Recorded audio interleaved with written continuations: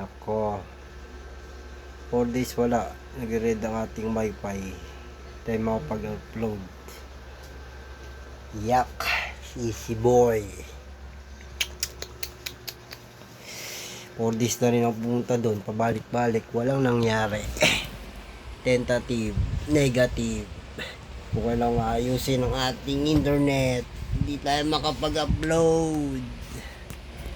Ay buhay. Nadagdag pa tayo.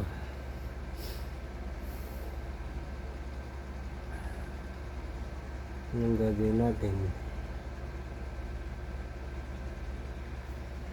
Ay ako. 4 days. Ano di red?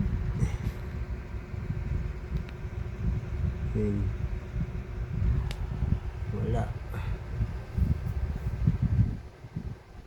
Tumawag na tayo ng mga customer service.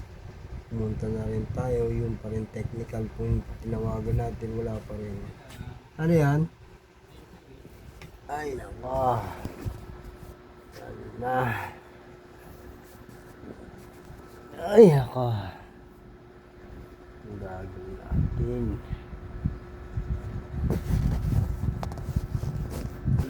List na yata tayo na-upload. Hindi na part na ko lang 5 almost 5 days na-upload. Pagod. Wala problema.